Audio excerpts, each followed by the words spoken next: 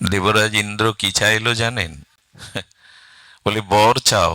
দেবরাজ ইন্দ্র চাইলো আমার ইন্দ্রাণীর থেকে সুন্দরী কোনো রমণীকে দাও। আজ আমরা ভাগবতী কথায় প্রবেশ করব, আপনাদের একান্ত প্রসন্ন দৃষ্টি প্রার্থনা করছি। সুধীজন, ভগবান তার সার্বভৌম গীতা শাস্ত্রে তিনি একটি শব্দ যোজন করেছেন, মাম একং শরণং ব্রজ। একমাত্র আমার শরণ নাও। তৎপূর্বে তিনি এও বলেছেন, সর্বধর্মান পরিত্যাজ্য,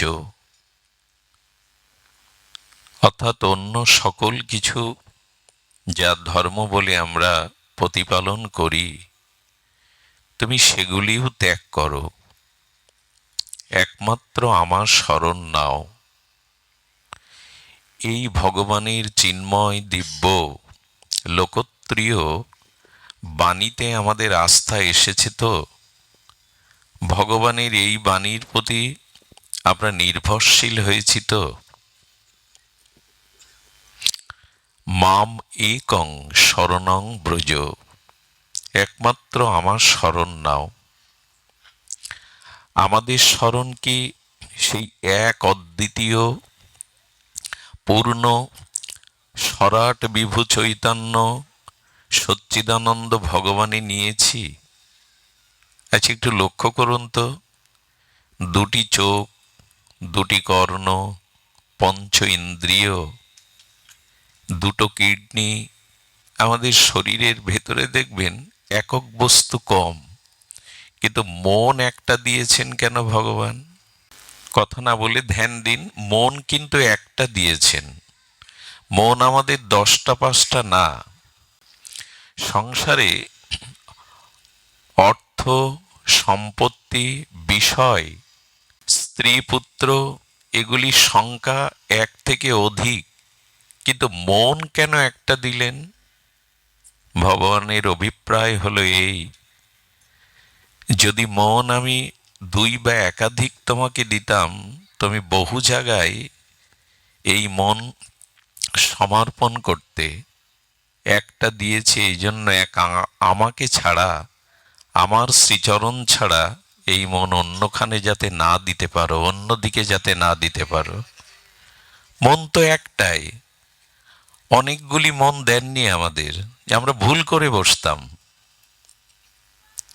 আমাদের প্রবৃত্তি ভোগবাসনায় মন বহু জায়গায় দিয়ে বসতাম, কিন্তু সেই এক মন ভগবানকেও দিতে পারলাম না।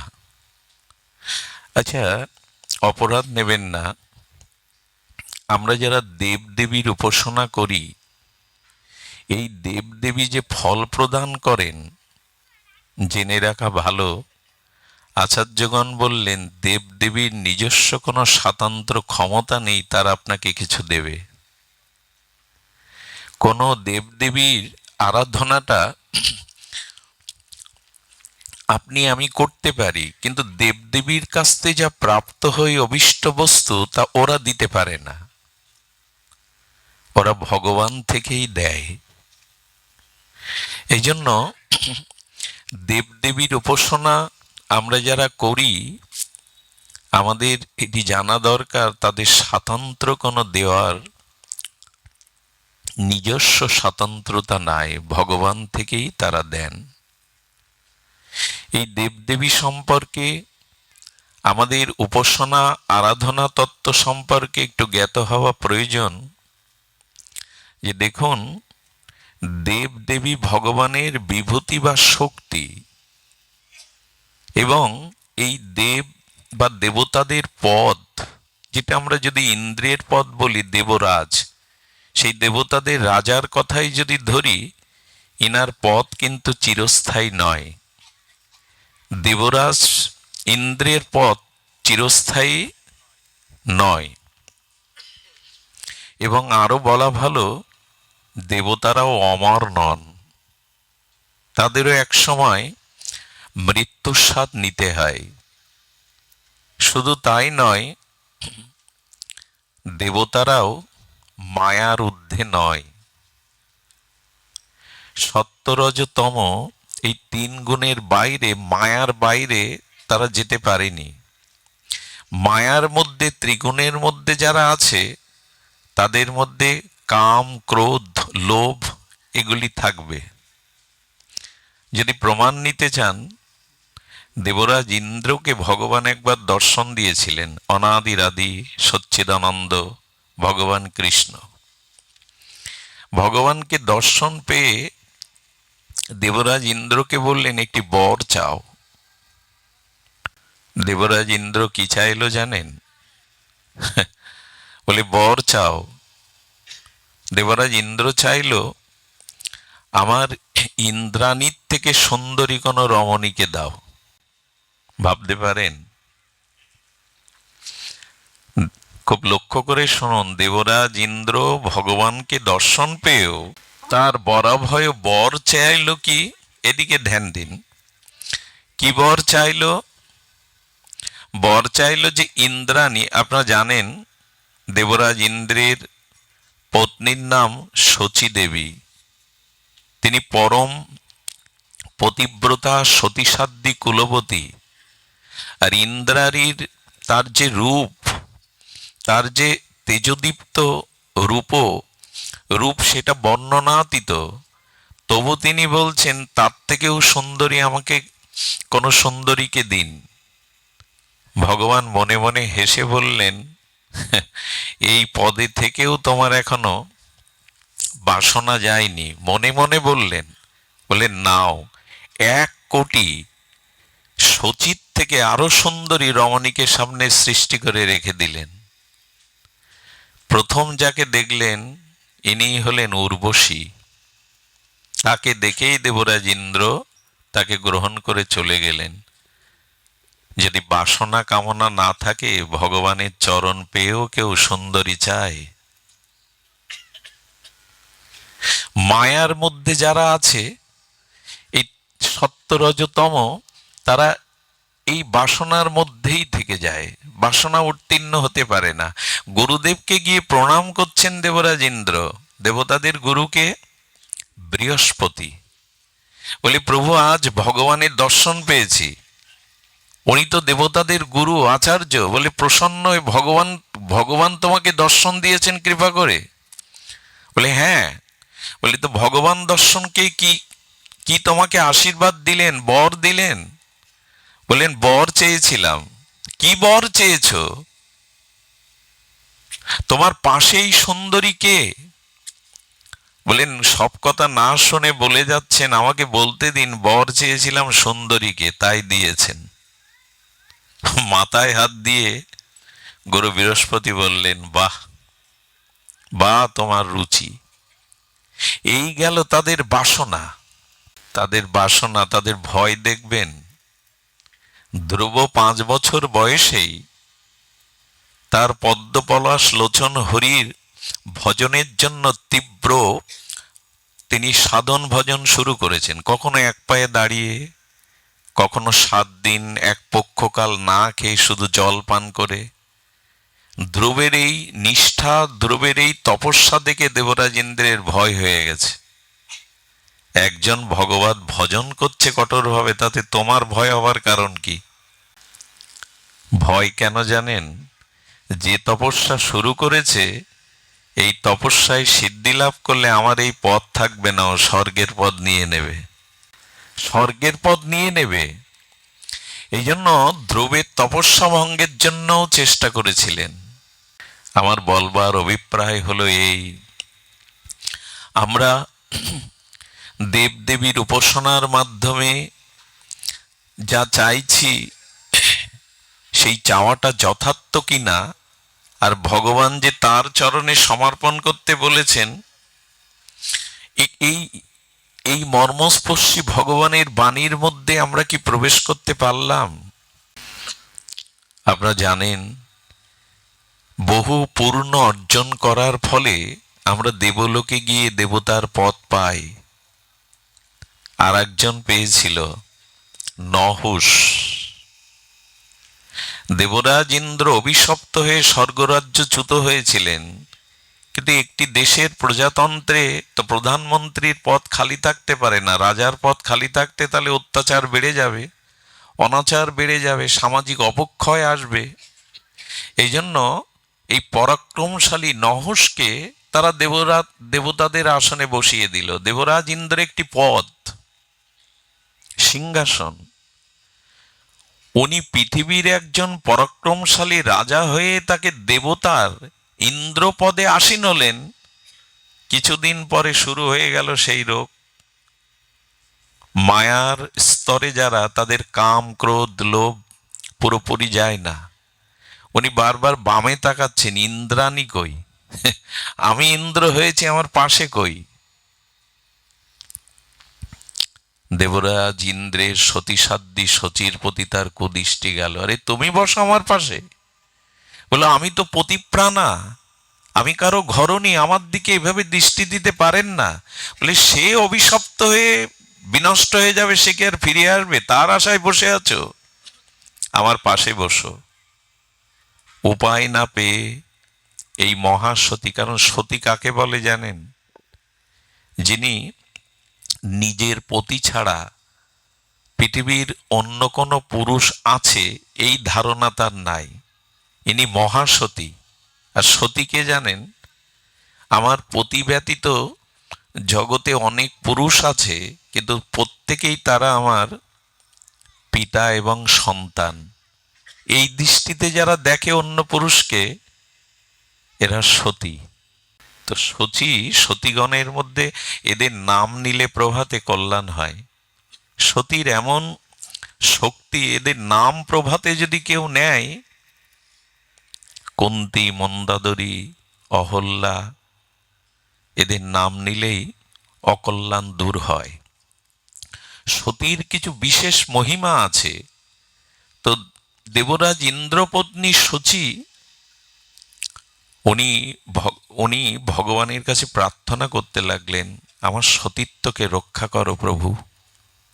আমি জানি আমার স্বামী ফিরবে, আমার এই দেহ মন প্রাণ সমর্পিত করেছি তার চরণে।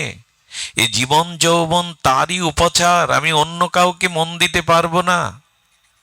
যদি কখনো সংকটে পড়েন, বিপদে পড়েন, ভক্তের কাছে যাবেন, ঋষিমুনি আচার্যের কাছে যাবেন, তারা আপনাকে যথার্থ সমাধান দেয়। উনি সপ্ত ঋষির চরণে শরণাপন্ন হলেন, আমাকে বাঁচান। দেবরাজ ইন্দ্রের পদে থেকেও পরস্ত্রীর প্রতি তার দৃষ্টি গেল। এই পদ খুব উন্নত কি?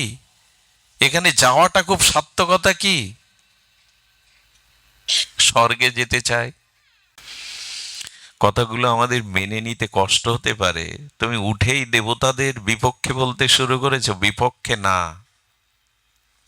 এগুলি জানা প্রয়োজন, উপাসনা তত্ত্বে জানা খুব প্রয়োজন। কোনো দেবতাকে যদি কেউ নিন্দা করে, তার পূর্ব এবং বর্তমানকৃত ধর্ম নষ্ট হয়। দেবতা কেন, কোনো মানুষের নিন্দা করাটা পাপ না, মহাপাপ, এগুলো নিন্দা নয়। কিন্তু তারা এই লীলা দ্বারা, ঘটনা দ্বারা জানিয়ে দিচ্ছে যে মন কাকে দিতে হবে, সমর্পণ করতে হবে কোথায়? ভগবানকেই। যথা তরুমূলং নিষেচন, বৃক্ষের গোড়াতে মূলে জল দিলে শাখা পোশাকাকে ভিন্ন করে জল দিতে হয় না। হয় কি? ক্ষুধা থাকলে, ইন্দ্রিয় দুর্বল হলে 5 দিন জল অন্ন সবজি যে পায়নি, তার চোখ চাইতে পাচ্ছে না, পা বড় দুর্বল, হাত উঠছে না, ইন্দ্রগুলো শিথিল হয়ে গেছে, এখন অন্ন ব্যঞ্জন কি চোখে দেবেন? চোখ দেখছে না বলে। হাতে দেবেন? হাত উঠছে না বলে। অন্ন ব্যঞ্জন দিতে হবে উদরে। উদরে অন্ন ব্যঞ্জন দিলে ইন্দ্রিয়গুলি তাদের শক্তি ফিরে পাবে। তেমনি এক ভগবানের চরণে উপাসনা করলে সমস্ত দেবদেবী আরো বেশি সন্তুষ্ট হয়, আলাদা করে তাদের আরাধনার থেকে বেশি সন্তুষ্ট হয়। তারা আরো বেশি সন্তুষ্ট হয়।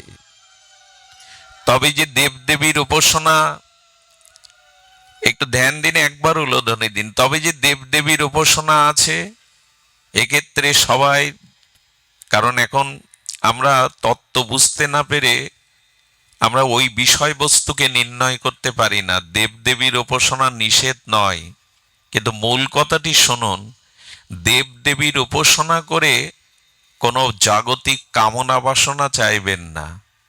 উপাসনা করুন, আরাধনা করুন, চাইতে হবে আমায় ভগবত ভক্তি দাও, আমাকে শুদ্ধ ভক্তি দাও, যাতে এই জন্ম মৃত্যু চক্র অভিশাপেতে আমি নিষ্কৃতি পাই। জাগতিক কোনো ক্ষুদ্র কামনা বাসনা দেবদেবীর কাছে চাইবেন না, চাইতে হবে কৃষ্ণ ভক্তি দাও, ভগবত ভক্তি দাও।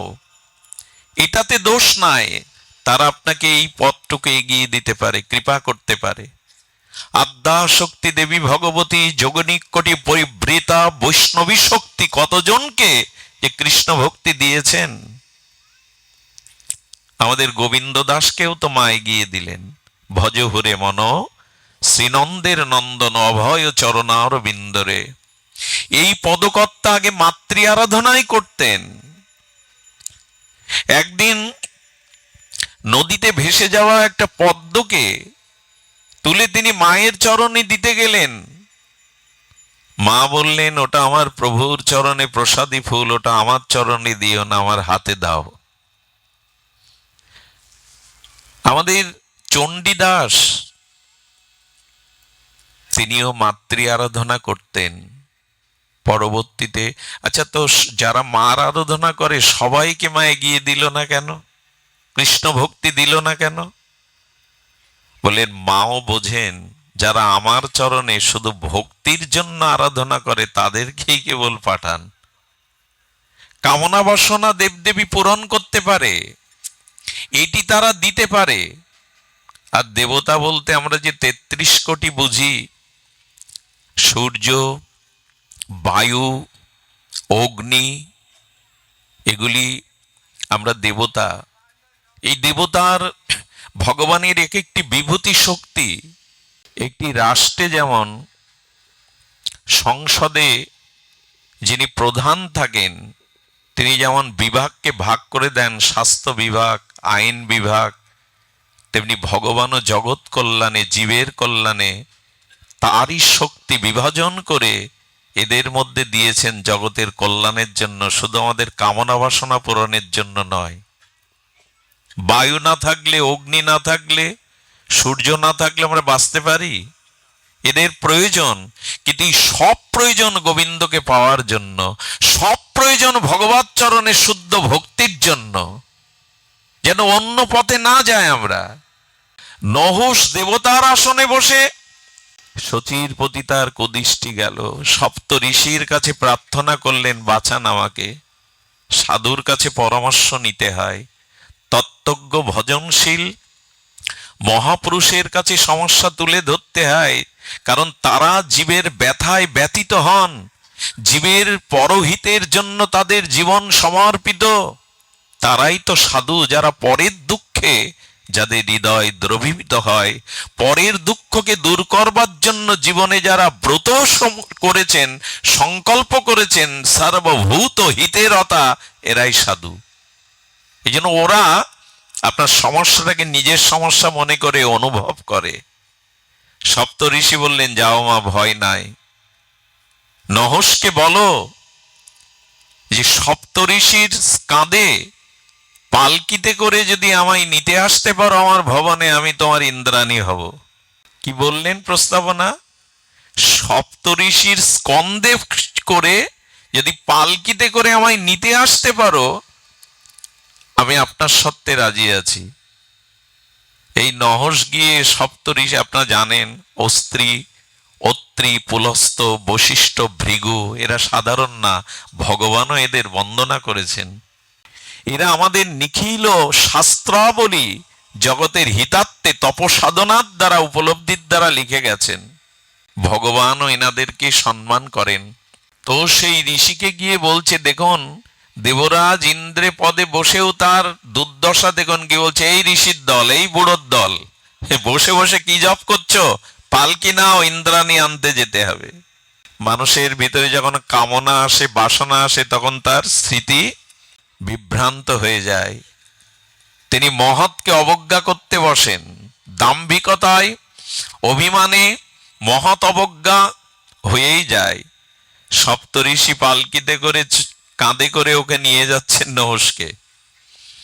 কামনা আসক্ত হৃদয় তো বলে বসেছেন, সর্পগতিতে চলছো কেন, দ্রুত যেতে পারছো না? ভেতরে ভোগ বাসনা তো। ঋষি তাকিয়ে বললেন, উচ্চারণ হয়েছে যখন সর্প তোমার মুখ দিয়ে, মূর্খ পাষণ্ড, যাও এই জগতে বিষদার সর্প হয়ে জন্মগ্রহণ করো। সঙ্গে সঙ্গে চ্যুত হয়ে জগতে সর্বগতি প্রাপ্ত হয়েছিল। দেবরাজ ইন্দ্রে পদে বসেও তার এই দুর্দশা। এই জন্য দেবদেবীর কাছে যদি কিছু চান, শ্রদ্ধা ভক্তি চান। ভারত সূর্য, যুগনায়ক বিবেকানন্দ, তিনি কলকাতা মহারিনী, সুখ সমৃদ্ধি চাইতে পারিনি, মায়ের কাছে চেয়েছিলেন, মা জ্ঞান দাও, ভক্তি দাও, শক্তি দাও, যাতে জগতের সেবা করতে পারি। যাদের ভিতরে শুদ্ধ শুদ্ধ তত্ত্বজ্ঞান শ্রী গুরুদেবের কৃপায় শাস্ত্র মহিমায় জেনেছে, তারা দেবদেবীর বিরোধী নয়, দেবদেবীর আরাধনা বিরোধী নয়, কিন্তু উদ্দেশ্যটা কি এটাই নির্ণয় করবার জন্য শাস্ত্র জ্ঞান দরকার, গুরু কৃপা দরকার। কি চাইতে হবে তাদের কাছে? দেশের রাষ্ট্রপতি যদি আপনাকে সাক্ষাৎকারের সুযোগ দেন কখনো, তা রাষ্ট্রপতি ভবনে গিয়ে কি বলবেন, আপনার গাছে লাউ হয়েছে, ভালো দুটো লাউ দেন? রাজার বাড়ি গিয়ে লাউ কুমড়ো চাইতে হয়? দেবদেবীর কাছে চাইতে হয়, টাকা দাও, ধন দাও, ক্ষমতা দাও, পুত্রের চাকরি দাও। এগুলি কি অবিনাশী? এগুলি পেয়েও কি মানুষের জীবন ধন্য হয়? এগুলি প্রাপ্ত হলেই কি জন্ম মৃত্যুর অভিশাপ ঘোচে? ঘোচে না। চাইতেই যদি হয়, ভগবত চরণে ভক্তি চাইতে হয়।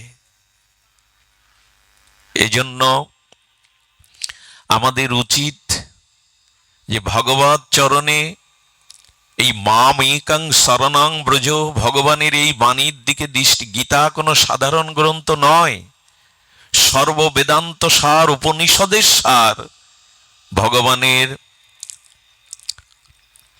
শ্রীমুখ এই চিন্ময় লোকত্রিয় দিব্য বাণী সারা পৃথিবীর ভূমিকে অধিকার করেছে গীতার এই দার্শনিক তত্ত্ব, এই মহিমা। এই জন্য ধ্যান দিন, এক মন যেন 10 দিকে না যায়। 10 জনকে দেওয়া যায় না, তাতে বিপরীত আচরণ হয়। ব্যভিচার মানে বিপরীত আচরণ। ব্যভিচার শব্দের অর্থ হলো বিপরীত আচরণ। আমাদের জন্য বিপরীত আচরণ না হয়। শ্রী ভগবানেই আর প্রেম ভক্তি, শ্রদ্ধা ভক্তি, প্রার্থনায় যেন আমাদের চাওয়া পাওয়া উপাসনার একমাত্র গতি হয়। ঠাকুর মশাইয়ের চাওয়া কেমন? নিভৃত নিকুঞ্জে যাইয়া সাষ্টাঙ্গে প্রণত হইয়া ডাকিব হা রাধানাথ বলি। দেখুন তো প্রার্থনা, নিভৃত নিকুঞ্জে যাইয়া সাষ্টাঙ্গে প্রণত হইয়া ডাকিব হা রাধানাথ বলি। এই প্রার্থনা করছেন ঠাকুর নরোত্তম, প্রেম ভক্তির মহারাজ। শ্যাম গৌরী অঙ্গ দিবেও সোয়া চন্দন গন্ধ।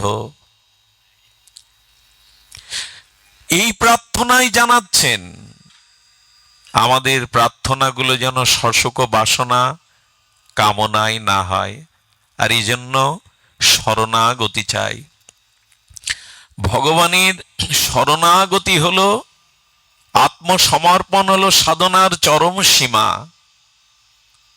এই সমর্পণ আসবে যদি এই মামেকং শরণং ব্রজ, এই মন্ত্রকে, এই মহাবাণীকে বহু মানন করে জীবনে গ্রহণ করতে পারি। তবে এটা গুরু কৃপা ছাড়া সম্ভব নয়। বিশেষ কোনো মহতের কৃপা, দুর্লভ সাধু সঙ্গে আর নিরাগ বক্তার মুখে যদি হরিকথা শ্রবণের সিদ্ধান্ত জানতে পারি, তখনই এই উপলব্ধি হবে এক মন 10 জনকে নয়, এক জায়গায় সমর্পণ করা উচিত। চাওয়া পাওয়ার জন্য সাধন ভজন নয়, ভগবানের নিজেকে সর্বস্ব সমর্পণের নামই হলো ভজনের চরম সীমা। এই সমর্পণ কাকে বলে? ছোট পণ্ডিত পাশে বসে ও সুন্দর করে বোঝাতে পারে। আমার এই অসুস্থ শরীরে সারা জীবন অনিয়ম করতে করতে স্মৃতিশক্তি লোপ পাওয়ার উপক্রম। তো ভাগবতে কি বলছে শুনুন, গোস্বামীগণ কি বলছে শুনুন। এই শরণাগতি আসতে গেলে 6টি লক্ষণ বলেছেন, একটু ধ্যান দিতে হবে। আনুকূল্যস্য সংকল্প। দেখুন, ভগবানে মন সমর্পিত করে আত্মসমর্পণ পূর্ণ সমর্পিত হতে গেলে আত্মনিবেদিত আত্মা হয়ে এই জীবন যৌবন ইহকাল পরকাল যা কিছু নিজস্ব সবকিছু তার চরণে পূর্ণভাবে, এই যে আত্মসমর্পণ, এই আত্মসমর্পণ করলেই কেবল আমরা নির্ভয় হতে পারি। একটু বলে রাখি, আনুকূল্যস্য সংকল্প বলবার পূর্বে, যদি জীবন ভগবৎ চরণে পূর্ণ নিষ্কপটে সমর্পণ করতে পারেন, আমি বলবো পৃথিবীতে তখনই কেবল আপনি নির্ভয় হতে পারবেন। এই যে ভয় আমাদের তাড়া করছে না, মৃত্যু ভয়, শত্রু ভয়, জরাব্যাধির ভয়, এই ভয় থেকে নির্ভয় হওয়ার মূল মন্ত্রই হলো ভগবৎ চরণে পূর্ণ আত্মসমর্পণ। একটু দৃষ্টান্ত দেই। একটা 2 মাসের 5 মাসের 6 মাসের শিশুকে উপরে ছুড়ে দিলে আনন্দ হওয়ার কথা? আনন্দ হওয়ার কথা কি? ভীতি হওয়ার কথা, ত্রাস হওয়ার কথা। কিন্তু মা যখন তার স্নেহের শিশুকে কোলে তুলে উপরে ছেড়ে দেয়, শিশু খিলখিল করে হাসতে থাকে। এর কারণ কি? এর কারণ সে জানে আমার স্নেহময়ী মা নিচে আসে আমাকে পড়তে দেবে না। শুধুমাত্র মা তাকে ধরবে, পতন হতে দেবে না। এই সমর্পণ করায় ছুড়ে দিলেও সে খিলখিল করে হাসতে থাকে, ভয় থাকে না। ছুড়িয়ে দিয়ে দেখবেন ছোট বাচ্চাকে, খিলখিল করে হাসতে থাকে, জানে ধরার কেউ আছে। সুধীজন, সন্তানকে যখন হাঁটি হাঁটি পা পা করে মা হাঁটতে শেখায়, মা দেখবেন পিছনে হাঁটে।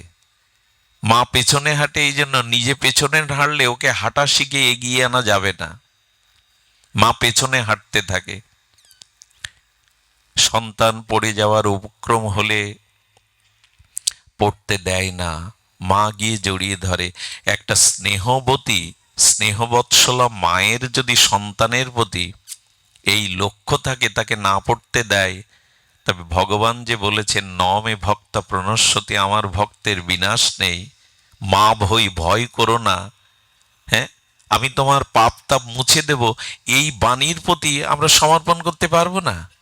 কিছু মনে নেবেন না, বিশ্বাস আমাদের অন্য জায়গায়, কিন্তু ভগবানের এই বাণীর প্রতি আসেনি।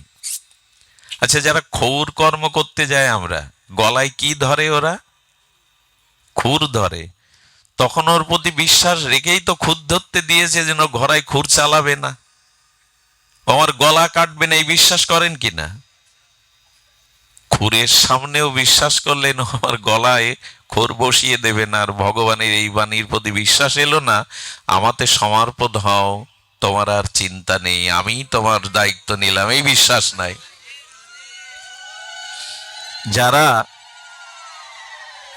যারা হোটেলে খেতে যান, হোটেলে ওই খাদ্যের মধ্যে কি দেওয়া এটা আমরা জানি না, কিন্তু বিশ্বাস করি তো যে এই খাদ্যে বিষ।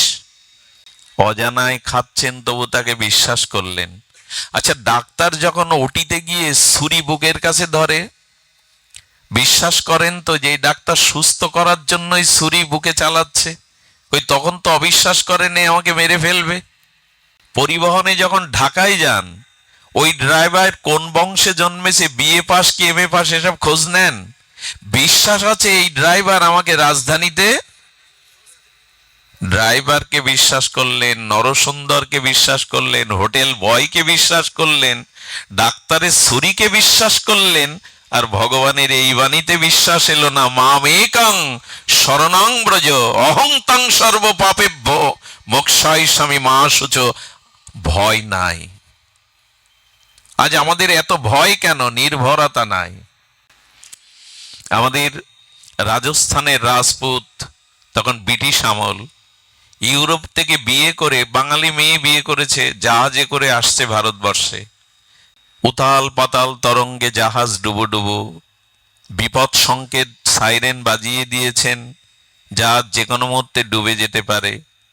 এই রাজপুত, তার কোমরে তলোয়ার, খাপের মধ্যে তলোয়ার, কিন্তু এরা বড় ভগবত বিশ্বাসী, ভগবানের ধ্যানে বসে গেছেন।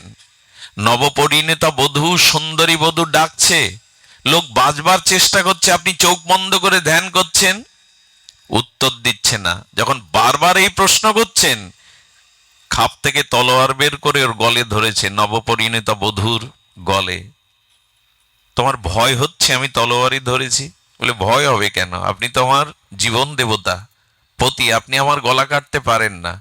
বলে ধারালো তলোয়ার গলে ধরলেও যদি তোমার বিশ্বাস থাকে যে আমি তোমার পতি দেবতা, আমি তোমার গলা কাটতে পারি না, আমার একজন পতি আছে, আমি তার বিশ্বাসেই বসে আছি এখানে। ওই দিন জাহাজ ডুবিনি। ভরসাটা তো করুন। এত ভয়, এত যন্ত্রণা কেন? বারবার এই জন্ম মৃত্যু চক্রে, এই ভয়ের মধ্যে, মৃত্যুর অভিশাপের একটাই কেবল মামেকং শরণাং ব্রজ। তার চরণে যথাযথ শরণাগতি আসছে না। শরণাগতির লক্ষণ আমরা পরে বলছি। এটা ছাড়া উপায়ও নেই বর্তমানে, এটা ছাড়া কোনো উপায়ও নেই। একবার এরকম জাহাজ ডুবো ডুবো অবস্থা, কিছু কিছু ঘটনা ঘটে পৃথিবীতে, আমাদেরকে দৃষ্টান্ত রূপে আনতে হয়। সবাই যখন ত্রাহি তারাহি করছে, একটা 5 বছরের বালক আনন্দে খেলছে। সবাই ত্রাস হলে তো বাচ্চাদেরই ভয় লাগার কথা। তাকে গিয়ে একজন বলছে, তোমার ভয় করছে না? বলো না তো। বলে কেন? বলে এই জাহাজটা যে চালাচ্ছে সে আমার পিতা, আমার বাবা, আমার ভয় কিসে? আমি জানি আমার বাবা আছে। পঞ্চপাণ্ডবের একটা আঙুল কাটতে পারতো না? ওরা 100 ভাই মারা গেল, পঞ্চপাণ্ডবের একটা পা ভাঙলো না? বলো ভাঙবে কি গো, সমর্পণ করে দিয়েছেন তো গোবিন্দকে, ওদের ঠ্যাং কে ভাঙবে? নমে ভক্তা প্রণশ্যতি, আমার ভক্তের বিনাশ নাই। গীতার এই মহাবাণী, ভগবানের এই দিব্যবাণী, কোথায় আমাদের আস্থা, কোথায় আমাদের বিশ্বাস? এই জন্য এই সংঘর্ষময় পৃথিবীতে, এই উত্তপ্ত পৃথিবীতে, এই জরা ব্যাধি মৃত্যুর ভয় কবলিত জীব আমরা ক্ষুদ্রা থেকে অতি ক্ষুদ্র। আমাদের উচিত হলো একমাত্র ভগবানের এই শরণাগতি নেওয়া। শিশু যদি একবার মায়ের স্তনে দুগ্ধ পান করে মায়ের স্নেহের বুকে উঠতে পারে, এই শিশুকে কে ভয় দেবে? পৃথিবীতে এমন কোন শক্তি নাই, মাতৃস্তনে পানরত স্নেহময়ী মায়ের বুকে সন্তান উঠলে তাকে কে ভয় দেবে? ভয় পায় না সে। ভগবানের চরণে নিজেকে সঁপে দিন। দায়িত্ব আপনার নয়, দায়িত্ব তার। আমরা যাদের প্রতি ভরসা করি, কেউ এগিয়ে আসবে না। রাজা, মন্ত্রী, অর্থশালী, বিত্তশালী, তারা নিজেরাই নিরাপদ নয়। আরে দেবতারা আপনাকে কি অভয় দেবে? দেবতারাও নিরাপদ নয়। অসুরদের দ্বারা তারাও স্বর্গরাজ্য হারায়। তা কার কাছে আপনি নিরাপত্তা চাইছেন? কথাগুলো একটু জোর হয়ে যাচ্ছে যাতে হৃদয়ে কথাগুলো স্পর্শ করে। তারাও নিরাপদ নয়, তারাও মৃত্যু কবলিত, তারাও স্বর্গরাজ্যচ্যুত হয়। কার কাছে যাব? ভগবানের শরণাপন্ন হন। এটা ছাড়া দ্বিতীয় কোনো পথ খোলা নেই।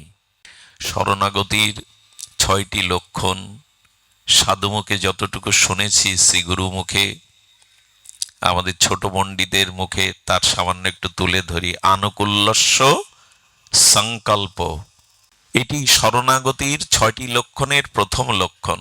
এক এক করে একটু শুনুন। ভগবানের প্রীতি সুখকর সেবা তাৎপর্যময় অনুকূল বিষয়কে গ্রহণ করতে হবে। আপনি যে আরাধনা করছেন, আপনি যে দীক্ষা শিক্ষা নিয়েছেন, ফুল জল ভগবানকে অর্পণ করেন, এটা তার অনুকূল সেবা হচ্ছে তো? তাতে তিনি সুখ পাচ্ছেন তো? তাতে তার আনন্দ হচ্ছে তো? শরণাগতির এটাই লক্ষণ। আনুকূল্যস্য সংকল্প, অর্থাৎ ভগবানের অনুকূল বিষয়গুলিকেই আমি কেবল গ্রহণ করব, যাতে তার প্রীতি হয়, সুখ হয়, তিনি আনন্দ পান। আচ্ছা, কোনো সন্তান তার পিতাকে বড় ফ্ল্যাট কিনে দিয়েছে, 28 ইঞ্চি রঙিন টিভি সেট করে দিয়েছে, স্বর্ণ থালায় বা তাকে অন্ন দেয়, তার অভাব কিছু রাখিনি, সেবিকা পরিচারিকা রেখেছে, অথচ সেই সন্তান পিতার কথা মতো আদেশ পালন করে না। এতে পিতার এই জাতীয় ব্যবস্থা করেও পিতা মনে মনে সুখী হবে তো আপনার প্রতি? পিতা চায় আমার আদেশ নির্দেশ আদর্শ মতো আমার সন্তান পরিচালিত হোক। আপনি পিতার আদেশ মানেন না, অথচ পিতার সুখের জন্য সব ঘর ভর্তি করেছেন, এতে পিতার সুখ হয়? ভগবানের জন্য বললেন, আমার অনুকূল বিষয়গুলিকে গ্রহণ করো, আমাতে যাতে সুখ হয়, আমি যাতে আনন্দ পাই, সেই জিনিসগুলোই গ্রহণ করো।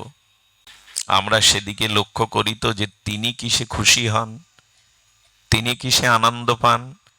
গোবিন্দ বলেছেন, আমি সব থেকে আনন্দ পাই কখন জানো? যখন তোমরা সংসারের পিছনে না দৌড়ে আমার পিছনে দৌড়াও। এই যেমন আপনারা ঘর বাড়ি ফেলে এই শীতার্ত রজনী ছেড়ে দৌড়েছেন গোবিন্দের পিছনে, এই সময়টাই ভগবানের আনন্দ হয়। আর কখন আনন্দ হয়? যখন সাধুগণ মিলিত হয়ে শ্রী ভগবানের অসমাদ্য মাধুর্যময় নামরূপ লীলা কথা শ্রবণ কীর্তন হয়, তখনই ভগবানের সব থেকে বেশি আনন্দ হয়। সকলে মিলে একত্রিত পরম্পরা শ্রদ্ধান্বিত হয়ে যখন আমরা শ্রবণ কীর্তন করি ভগবানের এই নাম রূপ লীলাগাথা, এটি ভগবানের সব থেকে পরমানন্দ। আর এই জন্য তো বলেছেন, কলিযুগে আমাকে কোথাও না পাও, আমার ভক্তগণ মিলিত হয়ে যেখানে আমার নাম গুণাগুণ সংকীর্তনাদি করছে, সেখানে আমাকে পাবেই নিশ্চিত, সেখানে আমাকে পাবেই। অন্যখানে না পেতে পারো, এইখানে পাবে। নিজে মুখেই তো বলেছেন, নাহাং বসামি বৈকুণ্ঠে যোগিনাং হৃদয়ং নচ মদ ভক্ত যত্র গায়ন্তি তত্র তিষ্ঠামি নারদ। বৈকুণ্ঠে ভগবানকে সবসময় পাবেন না, যোগীদের হৃদয়ে ধ্যানের সময় তিনি থাকেন, সব সময় থাকেন না। কিন্তু আমার প্রিয় ভক্তগণ, শুদ্ধ ভক্তগণ একত্রিত হয়ে যেখানে আমার নাম রূপ গুণাগুণ করছে, সেখানে আমাকে পাবেই, এটা নিশ্চিত। আচ্ছা, আপনি আজ সন্ধ্যা 7টায় কোথায় থাকবেন, এটা আপনার বাড়ির মানুষজন বলাটা নিশ্চিত হয় না আপনি নিজে মুখে বললে নিশ্চিত হয়? আপনি আজ সন্ধ্যা 7টায় কোথায় আপনাকে পাওয়া যাবে, আপনি নিজ মুখে বললে যতটা নিশ্চিত হওয়া যায়, আপনার অন্যান্য জন বললে, পরিবারজন বললে তাকে নিশ্চিত হওয়া যায়? তো গোবিন্দই তো নিজে মুখে বললেন, কলিকালে আমাকে বৈকুণ্ঠেও সবসময় পাবে না, যোগীদের হৃদয়েও আমাকে সবসময় পাবে না, আমার ভক্তগণ মিলিত হয়ে যেখানে হরি কথা গুণাগুণ করছেন, সেখানেই তুমি আমাকে পাবে, ওইখানেই খুঁজো। এই জন্য যখন সকলে আমরা হিংসা ভুলে পারস্পরিক শ্রদ্ধাবোধের দ্বারা ভগবানের গুণগাথা শ্রবণ করি, তখনই ভগবান আনন্দ পান।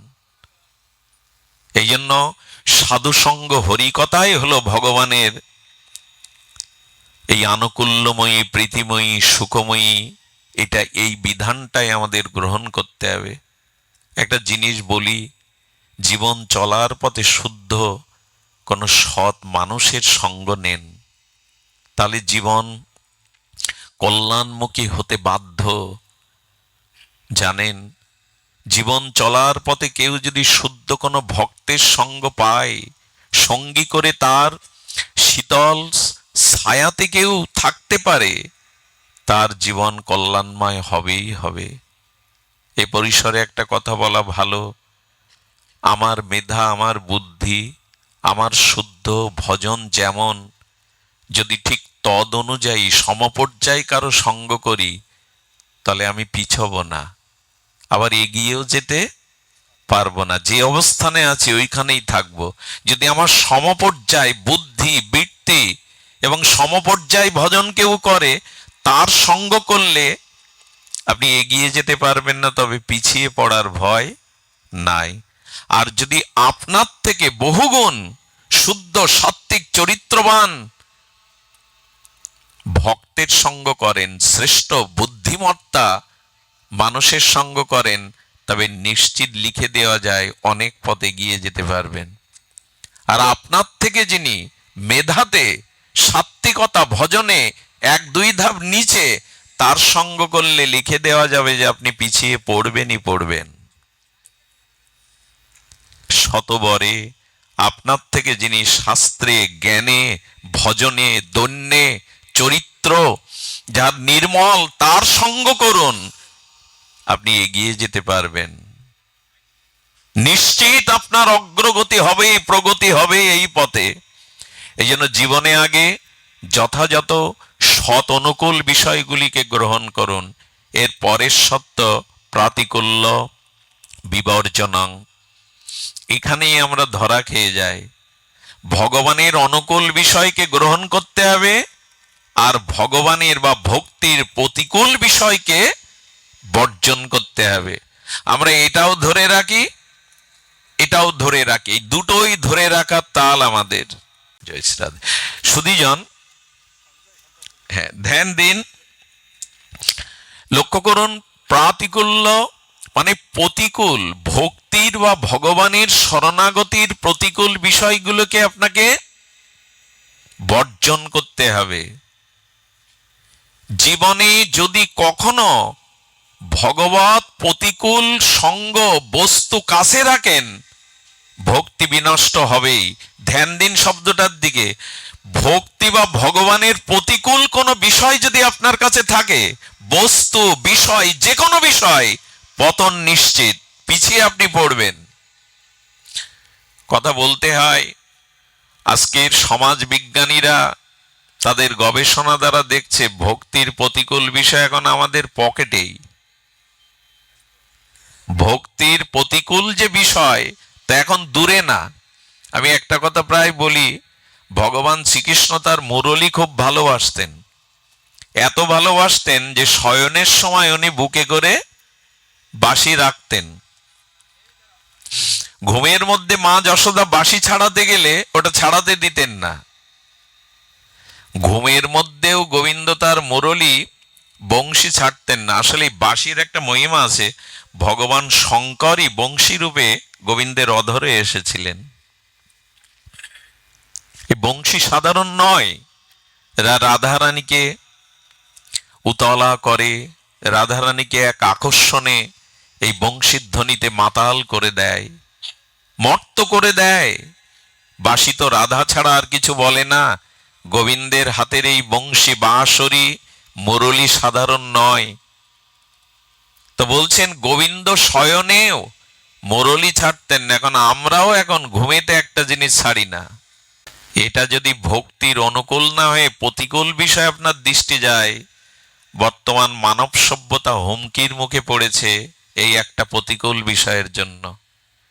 শতকরা বাংলাদেশের যুবক যুবতী যারা 30% তারা মানসিক রোগগ্রস্ত, শুধু এই একটা কারণে।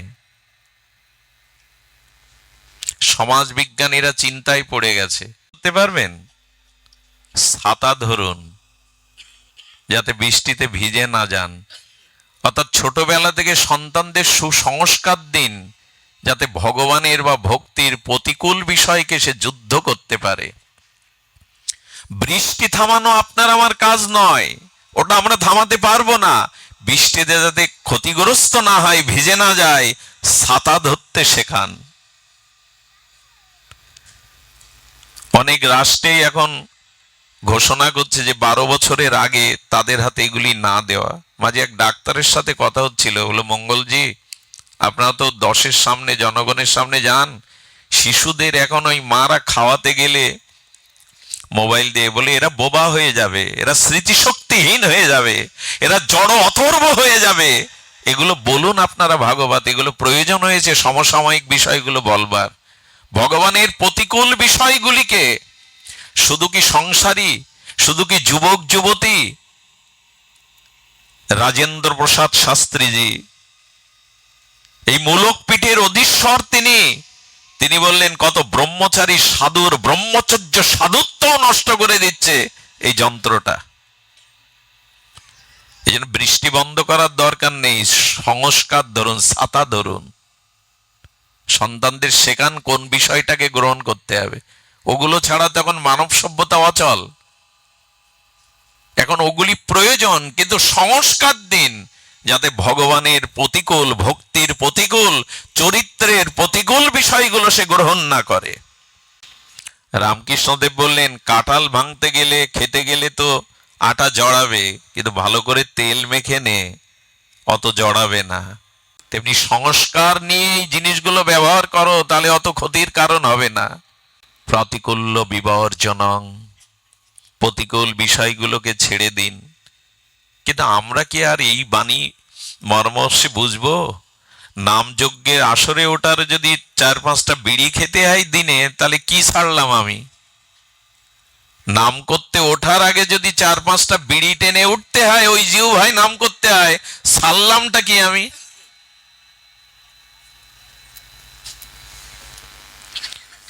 এই জন্য বাহ্যিক ভাব দিয়ে কিছু হবে না।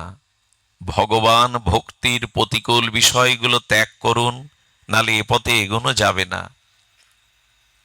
আমি যদি ঔষধের সাথে সাথে কুপথ্যগুলো খাই, রোগ সারবে কি মা? সারবে? ডাক্তারের নিষেধাত্মক কুপথ্যও খাবো, ওষুধও খাবো। আমাদের দুর্দশা তাই। ভগবান তোমাকেও চাই, যাবতীয় রাজ্যর মঙ্গলও চাই, কল্যাণ চাই, কিন্তু তোমার প্রতিকূল, ভক্তির প্রতিকূল, ভজনের প্রতিকূল বিষয় আমি ছাড়ব না। ভাগবত তো বহু আগে বলে দিয়েছেন, ড্রাগ ছাড়ুন, পরস্ত্রীর প্রতি আসক্তি ছাড়ুন, তাস পাশা জুয়া ছাড়ুন। এমনি এমনি হয়। আর সারা পৃথিবীতে তো এগুলোতেই ভাসছে। সারা পৃথিবীর এই দুর্দশার কারণ ভাগবত কলিকে দিয়ে বুঝিয়েছিল, কাল কবলিত কলির প্রবেশ ঘটবে এই কটা জিনিসে, আর সারা পৃথিবী ভাসছে এই কটা জিনিসের উপরে। আমাদের পার্শ্ববর্তী গ্রামে এক দরিদ্র কৃষক পিতা, বিশ্বাস করুন, 18 লাখ টাকা ব্যয় করে তার ছেলেকে প্রশাসনে একটা চাকরি দেয়, সম্ভবত পুলিশের এসআই পদে। ঋণগ্রস্ত পিতা পুত্রের কাছে বলে, যা বেতন পাস দিয়ে দিস, আমি ঋণ, লোক আমাকে বড় কথা বলে। সেই ছেলে অনলাইনে জুয়া খেলে সব হারা হয়ে সেই পিতার আত্মহত্যার কারণ হয়ে দাঁড়ায়। মুখ দেখাতে না পেরে আত্মহত্যা করে। আজ বিশ্ববিদ্যালয়ে পাঠিয়েও পিতামাতার রাতের ঘুম নেই, আমার ছেলেটা ড্রাগ আসক্ত হলো না তো। বিশ্ববিদ্যালয়ের উচ্চ কক্ষায় পাঠিয়েও পিতামাতা মেয়েটার জন্য চিন্তা করে, অন্য ধর্মে চলে গেল না তো। কি সংস্কার দিয়েছি আমরা তাদের? এই জন্য দয়া করে ধ্যান দিন। এই হাওয়ায় গা ভাসিয়ে শাস্ত্র মহাজনের বাণীকে লঙ্ঘন করে জীবন চালানো যায় না। সুখ চাও তুমি, ভোগ চাও তুমি, সুষ্ঠু কিছু করবে না। ও চাওয়া তো বাতুল চাওয়া, দুর্ভোগ ছাড়া জুটবে না। সুখ চাও, ভোগ চাও, সুষ্ঠু কিছু করবে না, শাস্ত্র মানবে না, ভাগবত মানবে না। ও চাওয়া তো বাতুল চাওয়া, দুর্ভোগ ছাড়া জুটবে না। কপালের দোষ দিয়ে লাভ নেই, ছেড়ে দাও। ভক্তি ভগবানের প্রতিকূল বিষয়গুলো ছেড়ে দাও। এই হিন্দু সমাজে আমি আমার এই 52 বছরের জীবনে দেখেছি, 40টা বছর মানুষের দ্বারে দ্বারে নগরে ঘুরতে গিয়ে 70-75 বছর বৃদ্ধরা চণ্ডী মণ্ডপে, দুর্গা মণ্ডপে বসে বিকেলে তাস খেলে। তাদের তাস খেলার সময় এটা? তাও মন্দিরের বারান্দায় বসে। এদের সময় এটা? কাকে কি বোঝাবেন? এই জন্য বললেন, শরণাগতির মূল লক্ষ্য হলো প্রতিকূল বিষয়গুলিকে ছেড়ে দিন। ঔষধ এবং কুপথ্য একসাথে পাবেন না, এটি রোগ নিরাময় হবে না, আরো বেড়ে যাবে। প্রতিকূল বিষয়গুলো একদিনে ছাড়তে পারবেন না। ওই যে বললাম সদ্গুরুদেবের দীক্ষা নিন, আশ্চর্য হতে হয়। সেটি হলো এই যে গলায় তুলসীর মালা, এই যে কপালে একটু তিলক, এগুলো কতভাবে বাঁচাই জানেন আমাদের। আচ্ছা, আমার মাথায় শিখা আছে, কপালে তিলক আছে, আমি যদি বাজারে সিডির দোকানে গিয়ে বসি, পাশের লোক কি বলবে আমাকে? সিনেমা হলে যদি ঢুকি, ওই শিখা টান দিয়ে বলবে তোমার জায়গা এখানে না, তুমি এখানে কেন? এটা রক্ষা করে আপনাকে। আমার খুব ভালো লাগছে বিরাট কোহলির গলায় প্রেমানন্দ স্বামীজি তুলসীর মালা দেখে আমি অনেকটা আনন্দ পেয়েছি।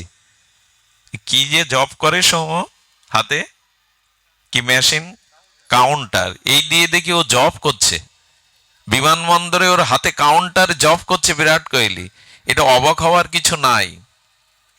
জীবনের একটা সময় এসে দেখবেন ভোগ বিলাস, অর্থ, যশ, খ্যাতি এগুলো তিক্ত হয়ে যায়। এক সময় হৃদয়ের আত্ম আনন্দের জন্য মানুষ খুঁজে বেড়ায় কোথায় প্রকৃত আনন্দ। শাহজাহানের মতো সম্রাট সপ্তম আশ্চর্য তাজমহল করেও শান্তি পায়নি। এই তাজমহল করতে গিয়ে শাহজাদা পুত্ররা তাকে বন্দি করলো। বইয়ের জন্য, স্ত্রীর জন্য রাজকোষে সব অর্থ ব্যয় করলে বন্দি করে দিল, দুমোটো করে ভাত ছড়িয়ে দিত দাসীর দিয়ে, নিজের বোনের দিয়ে। কি সুখ পেল সে? তাজমহল করেও সুখ পাওয়া যাবে না।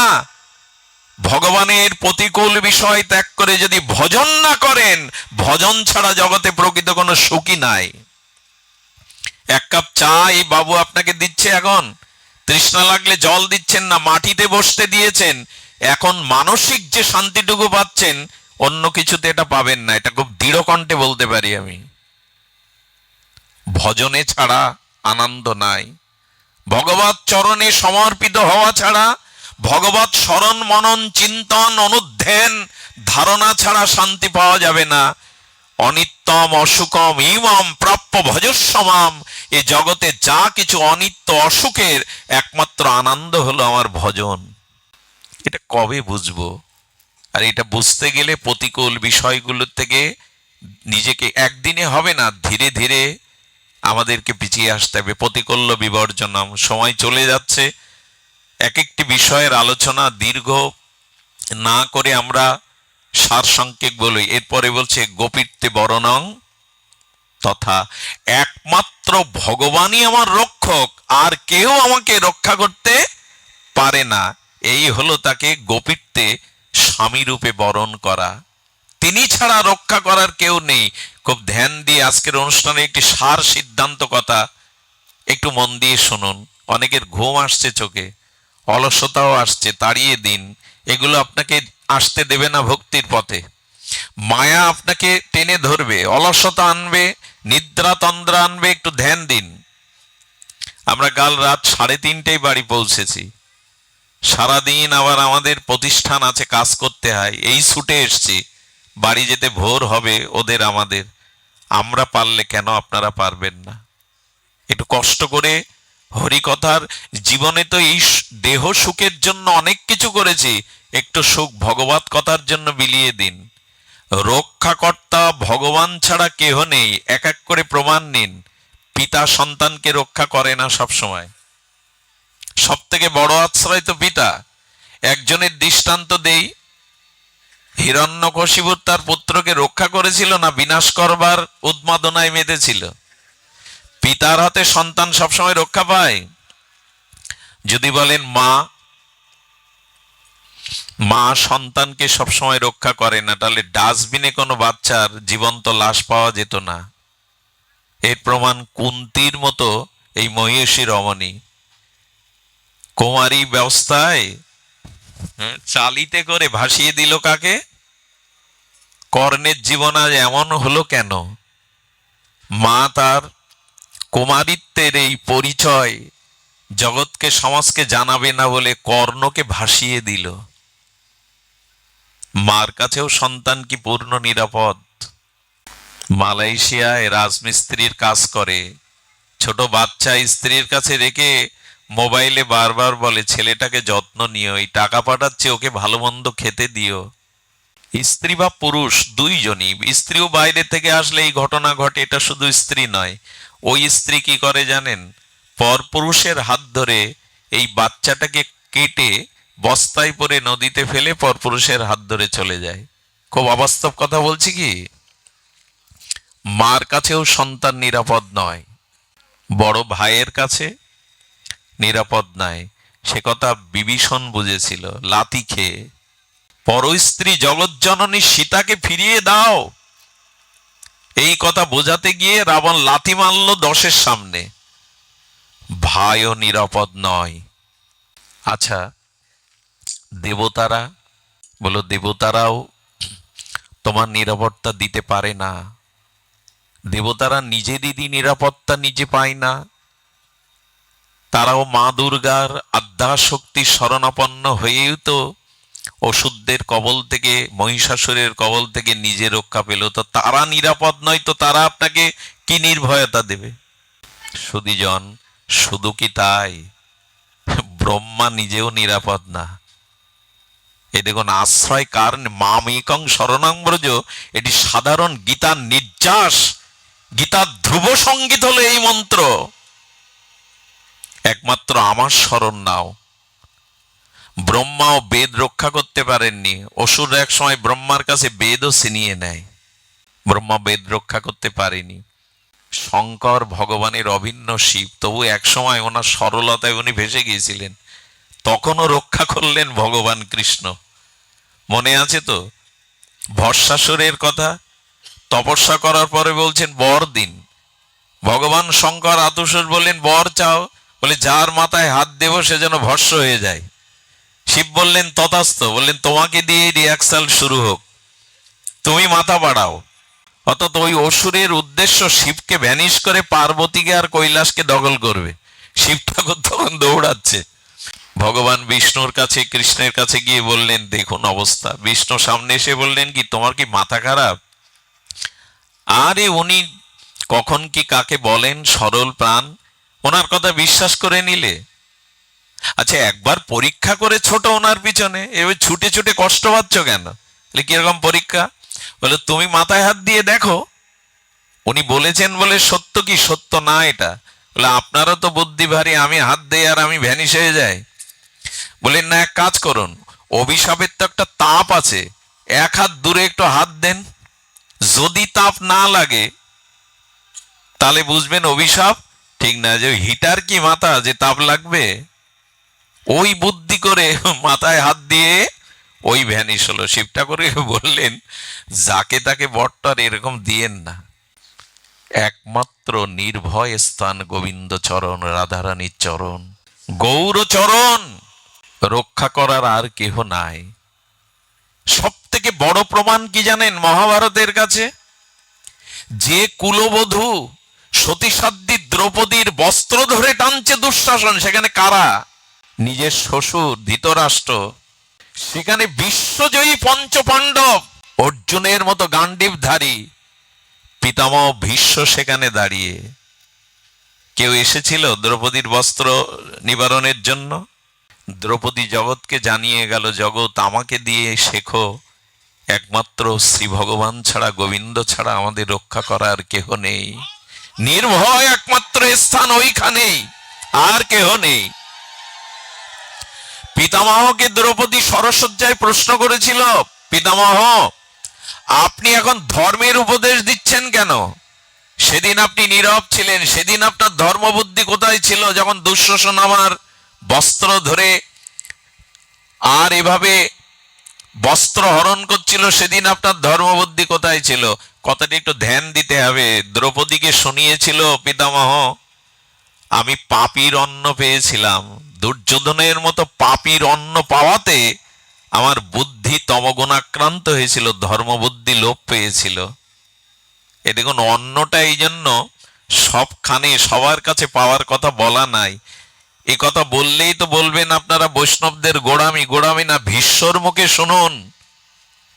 এই পাপের পথে, অন্যায়ের পথে যে অর্থ রোজগার করা হয়, তার থেকে যে অন্ন খাওয়া হয়, ভীষ্মের মতো গঙ্গাপুত্র ভীষ্ম, তারও ধর্মবুদ্ধি লোপ পেল এই পাপীর অন্ন খাওয়ায়। তো দ্রৌপদী বললেন, এখন সরসজ্জায় শুয়ে আপনি যে এখন উপদেশ দিচ্ছেন, বলে যে রক্তগুলো দুর্যোধনের অন্নে আমার শরীরে তৈরি হয়েছিল, অর্জুনের বাণের দ্বারা সেই রক্তগুলো ঝরে গেছে, এই জন্য এখন আমি ধর্ম উপদেশ দিচ্ছি। অন্ন মাফিক জীবন হয়, অন্ন স্বভাব তৈরি করে। তা আজ হিন্দু ধর্মে দেখবেন মায়েরা সেই অন্ন ব্রহ্ম রান্না করতে গিয়ে জুতোটাও খোলে না। জুতো পায়ে দিয়ে রান্না করা কোন সনাতন ধর্মে আছে? আজকে এই যজ্ঞের অনুষ্ঠানে, আজকে এই যে নাম যজ্ঞের অনুষ্ঠানেও দেখছি এখন চেয়ার টেবিলের ব্যবস্থা। জুতো পায়ে দিয়ে প্রসাদ পাওয়া হচ্ছে। অন্নকে কখনো জুতো পায়ে দিয়ে পাওয়া যায়?